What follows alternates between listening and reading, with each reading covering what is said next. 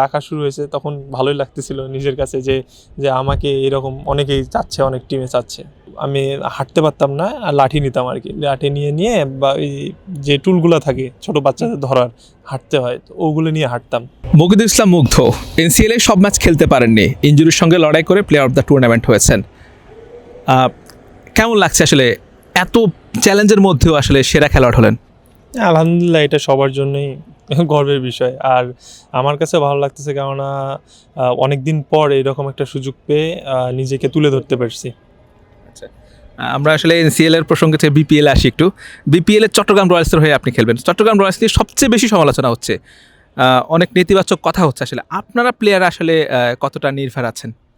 আসলে আমার কাছে মনে হয় যে সবাই বাইরে থেকে অনেক কিছুই বলবে, তো আমার মনে হয় খেলাটা হচ্ছে মাঠের খেলায় যে প্রমাণ করবে সেই গেনার। তো আমার কাছে মনে হয় যে যেই যেটা বলুক না কেন, সমালোচনা করুক না কেন, আমাদের কিন্তু টিম খারাপ না। আপনি যদি দেখেন বেস্ট টি-20 বলাররা এই টিমে আছে। এরপর ঘরোয়া লিগের বলেন নাইম শেখ, বেস্ট ব্যাটসম্যান, সবসময় রান করে, জয় রান করে। তারপর হচ্ছে এই বলেন যদি শুভাগত ভাই, এনারাও কিন্তু ঘরোয়া লিগে অনেক রান করে। তো আমার মনে হয় না যে টিম খারাপ আছে। আচ্ছা, এই যে বাইরে এত নেতিবাচক কথাবার্তা হচ্ছে টিমটা নিয়ে, আসলে আপনাদের কি আত্মবিশ্বাসী একটু হলেও কি ছিঁড় ধরছে কিনা যে আসলে এত নেতিবাচক কথা, সোশ্যাল মিডিয়াতে এত সমালোচনা, নাকি এটাকে আপনারা একদম পাত্তাই দেন না? না, এটা নিয়ে কারো কোনো মাথা ব্যথা নেই। কেননা বাইরে থেকে অনেক কথাই আসবে। তো আমাদের প্লেয়াররা জানে প্লেয়াররা কী, আর প্লেয়াররা সবাই জানে যে এই জায়গায় কীভাবে পারফর্ম করতে হয়। তো আমার মনে হয় যে সবাই পারফর্মটা করেই জবাব দিবে সবাইকে। আপনাদের আসলে টিমের সবার সঙ্গে কথা হয়েছে কিনা, মিটিং হয়েছে না, কিংবা আপনাদের প্র্যাকটিস কবে থেকে শুরু হবে এ ব্যাপারে কিছু জানেন কিনা? না, আসলে প্র্যাকটিসের বিষয়টা এখনোই সবাই টিম গোছানো নিয়ে ব্যস্ত। তো প্র্যাকটিসের বিষয়টা এখনও ওইভাবে বলা হয়নি। তো আমার বাকি যেটা আছে টিমের সবার সাথে সবার কথা হয়, কোচদের সাথেও কথা হয়। তো ওনারা বলে যে যেভাবে প্র্যাকটিস করে যাও, কিছু নির্দেশনা দেয় প্র্যাকটিসের। যেমন বলারদের কিছু নির্দেশনা দেওয়া হয়েছে, তো ব্যাটসম্যানদেরও কিছু নির্দেশনা দেওয়া। নাইম শেখ প্র্যাকটিস শুরু করে দিছে। তো সবাই নিজের মতো করে প্র্যাকটিস করতেছে। আর সম্ভবত মিরপুরেই হয়তো বা প্র্যাকটিস শুরু হবে আমাদের কিছুদিনের মধ্যে। আচ্ছা, অনেক বছর পর বিপিএল এ আবার নিলাম ফিরলো। নিলাম যখন হচ্ছে, আপনি তখন এনসিএল এ ছিলেন। আসলে ওই দিনটা আসলে ফিলিংসটা কেমন ছিল, আর কিভাবে জানলেন আসলে? হ্যাঁ, ওই খেলা চলতেছিল আমাদের, মানে ডে 2 ছিল, ডে 2 বা ডে 3 এরকম ছিল ম্যাচের মাধ্যমে। তো ওখান থেকে আসতে আপনার সন্ধ্যা হয়ে গেছে ম্যাচ থেকে ফিরে। তো আসার পর রুমে যাওয়ার পর টিভি অন করে দেখি যে নিলাম শুরু হয়ে গেছে। তো একটু ভয় ছিল। আর যখন ডাকা শুরু হয়েছে তখন ভালোই লাগতেছিল নিজের কাছে যে আমাকে এরকম অনেকেই চাচ্ছে, অনেক টিমে চাচ্ছে। তো ওই জায়গা থেকে ভালো লাগতেছিল নিজের কাছে। এবারে বিপিএল এ আপনার ব্যক্তিগত টার্গেট কি থাকবে? টার্গেট ভাই ওইরকম কোনো কিছু না। আমি এনসিএলে যেরকম টার্গেট নিছি, ম্যাচ বাই ম্যাচ ফোকাস করছি। যে ম্যাচে সুযোগ পাইছি ওই ম্যাচে নিজেকে তুলে ধরার চেষ্টা করছি। তো আমি ওই শেষ পর্যন্ত চিন্তা করি না, আমি ডে বাই ডে চিন্তা করি।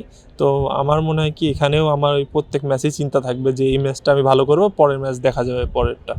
বিপিএলটা আপনার জন্য অন্য একটা দিক থেকে স্পেশাল। আপনি আপনার জীবন সঙ্গিনীটা এখান থেকে পেয়েছেন, সেটা আমরা বিডি কিংডমের মাধ্যমে জেনেছে দর্শকরা। আসলে বিপিএল নিয়ে আপনার আসলে এই যে স্পেশাল একজন মানুষকে পেলেন, ওভারঅল এইটা কেমন কাজ করে, কেমন অনুভূতি কাজ করে? আসলে আপনি যেটা বলতেছেন জন্ম মৃত্যু বিয়ে, এটা সম্পূর্ণ উপরওয়ালার হাতে। তো হয়তোবা আমার এইভাবেই লেখা ছিল বিয়ে। তো আমার জীবনসঙ্গী আলহামদুলিল্লাহ অনেক ভালো, ও অনেক সাপোর্টিভ। ও সবসময় সাপোর্ট দেয়, সবসময় মানে মোটিভেশন করার চেষ্টা করে যে যখন ইনজুরিতে পড়ি সাথে থাকে। সবসময় বলে যে এটা কোনো ব্যাপার না, ঠিক হয়ে যাবে, আল্লাহর উপর ভরসা রাখো। তো ও সবসময় আর কি মেন্টালি সাপোর্ট দেওয়ার চেষ্টা করে যে না, কোনো সমস্যা নাই, তুমি খেলো বা না খেলো আমি আছি, প্রবলেম নেই। আচ্ছা, আমরা আসলে আপনার ক্রিকেট জীবনের শুরুর গল্প একটু যাই। আমরা যতটুকু জানি যে আপনার আসলে একটা পা বাঁকা ছিল, সেখান থেকে আপনি পেস বোলার হয়েছেন। সেই চ্যালেঞ্জটা কিভাবে উঠতে গেলেন, আর একটু গল্পটা, একটু স্ট্রাগলটা একটু জানতে চাই। আসলে একটা পা না, আমার 2 পায়েই সমস্যা ছিল। ছোটোবেলায় 2 পা একসাথে লাগতো, মানে বাঁকা হয়ে গিয়েছিল। তো ওই সময় আমার মনে হয় 3 বছর বয়স ছিল, 2 থেকে 3 বছর। তো মনে আছে আমার এখনও, ওই একটা জুতা দিছিল ডাক্তার, লোহার জুতার মতো পুরো সেট করা, যেমন প্যাড আমরা পরি এইরকম। তো আমি হাঁটতে পারতাম না, আর লাঠি নিতাম আর কি, লাঠি নিয়ে নিয়ে বা ওই যে টুলগুলো থাকে ছোট বাচ্চাদের ধরার হাঁটতে হয়, তো ওগুলো নিয়ে হাঁটতাম। 2-3 বছরের মতো লাগছে আমার শুধু পা এক জায়গায় আনতে। এরপর ডাক্তার তো বলছিল যে আসলে ও খেলতে পারবে না, খেলাধুলা থেকে বিরত রাখেন, কারণ ওর যে অবস্থা, এই অবস্থা যদি খেলে তাহলে হয়তো পঙ্গু হওয়ার চান্স থাকতে পারে। তো আসলে আম্মু আম্মু খেলতে দিত না। তো আমিও যখন 6-7 বছর বয়স বা 8 বছর বয়স এরকম কাছাকাছি, তো খেলতে যখন যাইতাম ধরে মারতো, না খেলা যাবে না, খেললে সমস্যা। ওনাদেরও তো বাবা মার তো ভয় থাকেই যে ছেলে যদি কোনো কিছু হয়, আমি এক বাবার এক ছেলে, তো আমার আর কেউ নাই। তো ওই জায়গা থেকে ভয় পাইতো যে আমার একটাই ছেলে, যদি কিছু হয়ে যায়। তো লুকায় লুকায় খেলতাম আর কি, সবার সাথে লুকায় লুকায় খেলতাম, আসে মায়ের খাইতাম আব্বুর কাছে। এরকম গেছে ক্লাস আপনার 6-7 পর্যন্ত এরকম আমি খেলতে যেতাম। এমনও আছে পরীক্ষা দিছি, 5-এ পরীক্ষা দিয়ে, ফাইনাল পরীক্ষা দিয়ে 2টা পরীক্ষা একদিনে, আমি দুপুরে গেছি খেলতে, মনে করেন 1 ঘন্টা সময় পাইছি, 1 ঘন্টা খেলে আবার এসে পরীক্ষা দিছি, এইরকম। তো এটা শুনতো আব্বু, আসে ধরে মারতো, ইচ্ছা মতো ধরে মারতো। তো ওই ওই জায়গা থেকে আর কি লুকায় লুকায় খেলতাম। মানে আছে, এমন আছে আব্বুর পকেট থেকে 10 টাকা চুরি করে নিয়ে যায়, আপনার বল কিনছি, তখন তো বলের দাম অনেক কম ছিল, তো ওইভাবে দেখতো, আসে টাকা নিয়েছি ধরে মারতো। তো বলতো না খেলা যাবে না, যাই হোক না কেন খেলাধুলা করার দরকার নাই। তো আস্তে আস্তে হলো কি, যখন দেখছে যে না আমি খেলাধুলা, তারপরেও পাগল খেলাধুলার জন্য, তো আম্মু সাপোর্ট দিত যে ঠিক আছে ছেলেরা খেলুক, কী করতেছে, আটকাইতে তো পারতেছে না, তো খেলার জন্য অ্যাপ্রোচ করতো। এবং আব্বু পরে আস্তে আস্তে আব্বু যখন দেখলো, তো আমি মানে ওইভাবে কোনো কিছু ছিল না, বিকেএসপির একটা ট্রায়াল ছিল, বিকেএসপির ট্রায়ালে আমি গেছি আমার স্কুল ড্রেস পরে, মানে স্কুল ড্রেস পরা, পুরো 10 টাকা হচ্ছে আপনার তখন ছিল যে 10 টাকা দিয়ে টিকিট কাটতে হবে, মানে টিকিট বলতে একটা নিতে হয়, ফর্ম নিতে হয়। তো ওই 10 টাকার ফর্মটা উঠাইলাম, তো উঠানোর পর একজন দেখছি, আমি লম্বা তখন ছিলাম, আসো ছোটোবেলায় লম্বা ছিলাম, তো উনি বলতেছে তুমি বাস্কেটবলে আসো।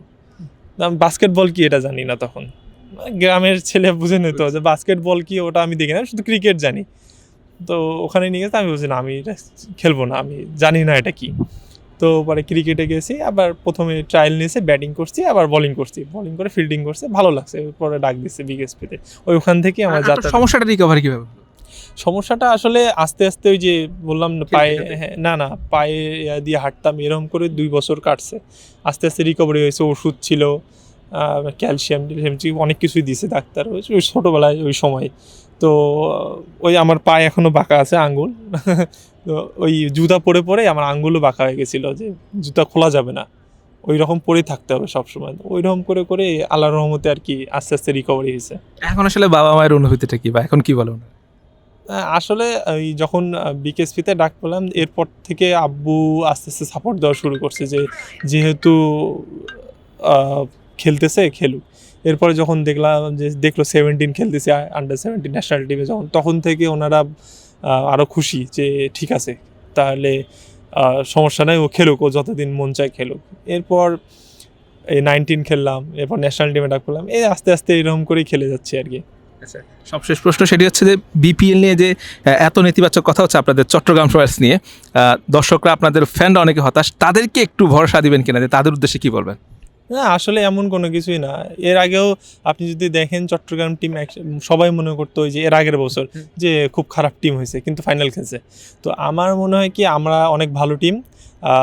চট্টগ্রামবাসীর উদ্দেশ্যে একটাই কথা, আমাদের সাপোর্ট করবে।